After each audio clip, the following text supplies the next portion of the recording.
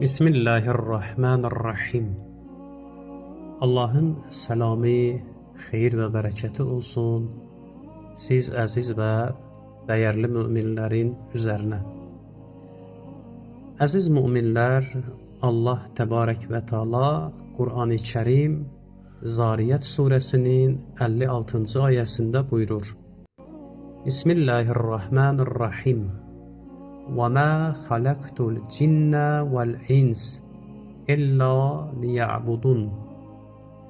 Ayənin mənası budur ki, Allah Təbarək və Teala buyurur, mən insanları və cinləri yalnız mənə ibadət etsinlər deyə xəlq etdim.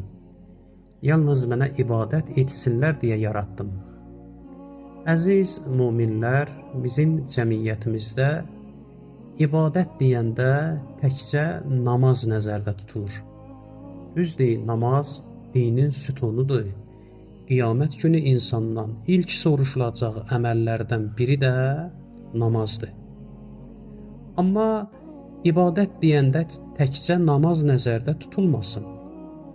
Qur'an oxumaq da ibadətdir, salam vermək də ibadətdir, qonşu ilə gözəl rəftar etmək Allah xatirinə ibadətdir, ataya anaya gözəl baxmaq, gözəl davranmaq ibadətdir, yol çəkdirmək, su çəkdirmək, məscid inşa etdirmək, bunlar hər biri Allah rızası üçün olarsa ibadətdir.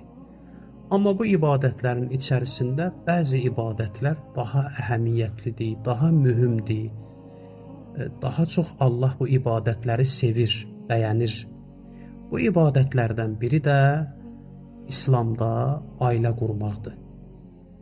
Çox təəssüflər olsun ki, son illərdə bizim cəmiyyətdə ailə dəyərləri, ailə institutu və ailənin dəyəri aradan gedir. Peyğəmbərimiz buyurur ki, insan evlənən zaman, ailə quran zaman İslam dininin yarısını bərpa etmiş olur.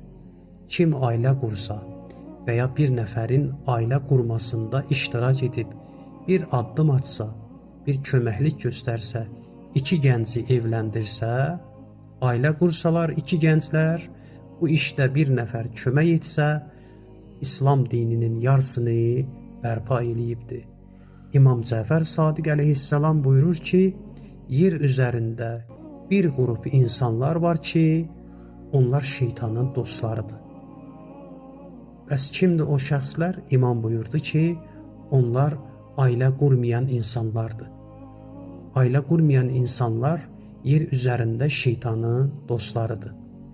İmam Cəfər Sadiq əleyhissalam buyurur, evli insanın, ailəli insanın 2 rəkət namazı subay olan şəxsin 70 rəkət namazından üstündür.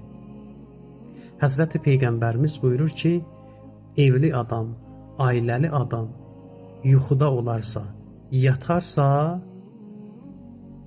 yuxuda olan evli şəxs, ailəli şəxs, Allah yanında gündüzlər oruç tutan, gecələr ibadət edən subaydan üstündür. Yəni bu sizi elə ailəli olanlar gedib yatmasın ha, ki gedib onlar da çalışsınlar, ruzi qazansınlar. Amma Peyğəmbərimiz buyurur ki, bir nəfər yatıb yuxudadır, amma digər şəxs də Allah yolunda namaz qılır, oruç tutur, amma subaydır, ailəli deyil. O evli şəxsin yuxusu bundan üstündür. Peyğəmbərimiz buyurur, ailə qurun, çalışın, ailəli olun. Niyə? Çünki bu iş sizin ruzinizi və ömrünüzü bərəkətli eləyər. Əziz müminlər, ailə qurun, subay şəxsləri ailə qurmaqda yardımcı olun.